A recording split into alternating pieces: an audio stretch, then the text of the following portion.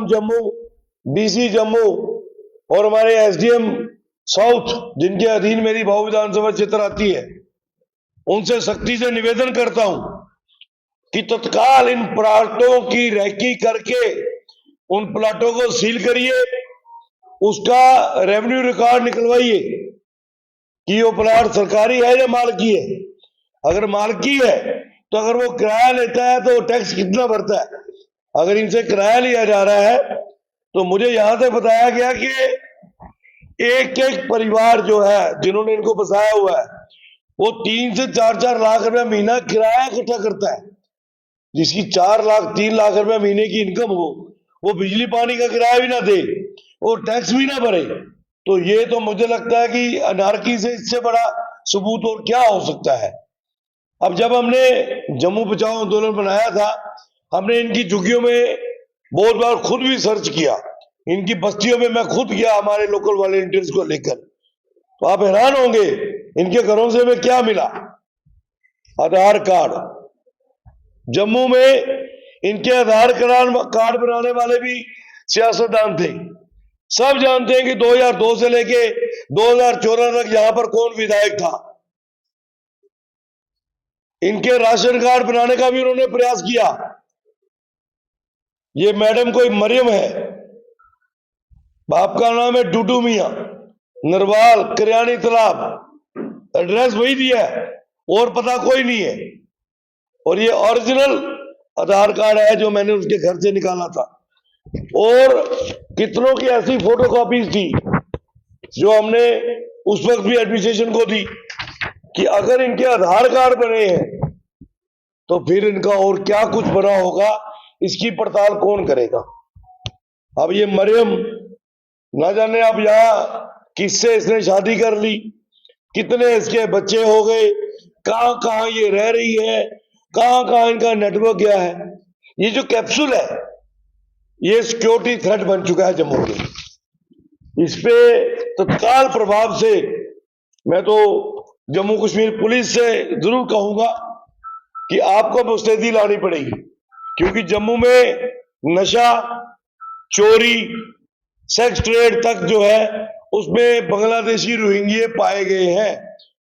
मेरे विधानसभा का मैक्सिमम क्षेत्र, खास करके ये त्रिकुटा नगर, छन्नी हिम्मत, टचिंग सैनिक कॉलोनी, छन्नी रामा, फिर गांधीनगर, वहां पे जितना भी जम्मू म्युनिसिपल कॉर्पोरेशन के माध्यम से कुछ ऑटो जो कूड़ा कलेक्ट करते हैं घर घर से, उन कूड़ा कलेक्शन के अंदर जो लोग लगे हैं वो बांग्लादेशी और रोहिंग्या लगे हैं।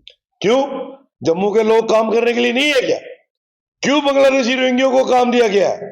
और वो काम क्या कर रहे हैं? वो घर घर जाके कूड़ा नहीं उठा रहे हैं, वो हमारे इलाके की रैकी कर रहे हैं।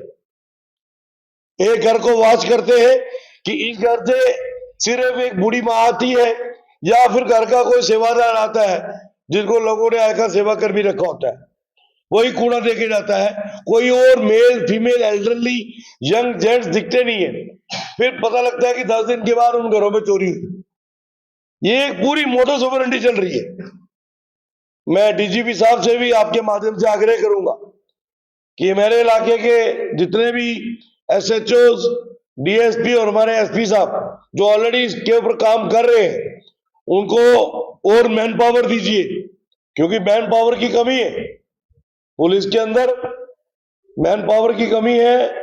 उनको मैन पावर से इक्विप करके इस पूरे इलाके की निशानदेही करके जब हम उन प्लाटों पे सख्ती करेंगे जहां पर ये लोग रह रहे हैं, तो ऑटोमेटिकली चोर भी मरेगा, चोर की मां भी मरेगी। है कि पिछले तकरीबन 22-23 सालों से जम्मू को एक दीमक ने गिरफ्त किया हुआ है।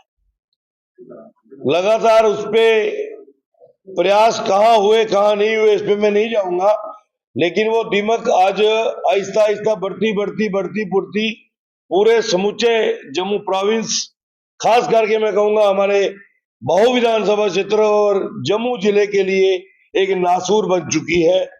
और वो दीमक है बांग्लादेशी रोहिंग्यों का यहां पे बसना।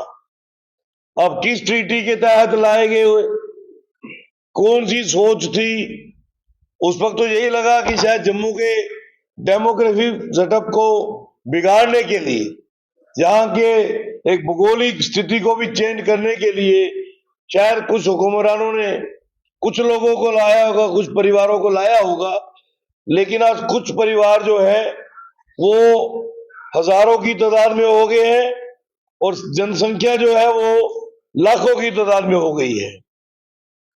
शायद जिनका कई बांग्लादेशी रोहिंग्यों के बच्चों का जन्म भी जम्मू में हुआ है और उन्होंने उसका फायदा लेते हुए बच्चों को स्कूलों में दाखिल भी करवा दिया, कई स्कूलों में वो पढ़ भी रहे हैं।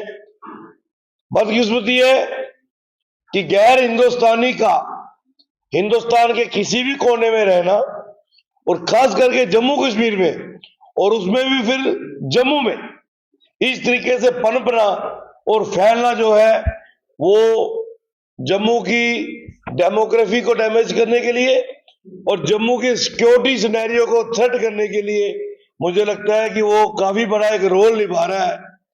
हमने लगातार इस पे कार्रवाइयां भी की, हमने इस पे प्रोटेस्ट भी किए, हमें जम्मू बचाओ आंदोलन भी बनाया, उसको लेके हम सड़कों पे भी बहुत बार उतरे, कई बार इन पे कार्रवाई भी हुई, कई लोगों को गिरफ्तार करके हीरानगर जेल में डाला हुआ है, वहां भी वो फल फूल रहे हैं। इनको जेल में डालने की जरूरत नहीं है, इनको पकड़ के धरपकड़ करके बॉर्डर पे जाके छोड़ने की आवश्यकता है कि जहां से आए हो वहां वापिस चले जाओ। सबसे बड़ी बात यह है कि बसें तो है, लेकिन बसें कहां है? किनके प्लाटों में इन्होंने झुग्गियां बनाई हैं, किनके इशारे पे बनाई हैं?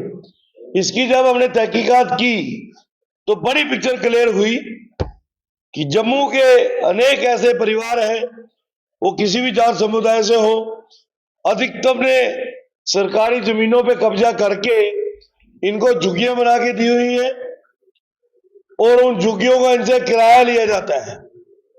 लेकिन बदकिस्मती उन झुग्गियों के अंदर जो बिजली और पानी सप्लाई हो रहा है वो हमारे जम्मू के लोगों के कोटे का बिजली और पानी है। मेरी कॉन्स्टिट्यूंसी के लोगों के हिस्से की बिजली है, उनके हिस्से का पानी है, जो गैर कानूनी तरीके से इनको जा रहा है। मैं एडमिनिस्ट्रेशन को सख्ती से ये कहना चाहता हूं कि बतौर विधायक बाहू विधानसभा क्षेत्र मैं नहीं चाहता हूं कि यहां पर ये ज्यादा देर और रहे। आप अपनी एजेंसीज को मुस्तैदी से एक्टिवेट कीजिए, तत्काल इनका पहले बिजली पानी बंद कीजिए। जब बिजली पानी बंद होगा तो ये यहां से मूव करेंगे, जब यहां से मूव करेंगे तो कहां जाते हैं उसको चैनलाइज करने की जरूरत है।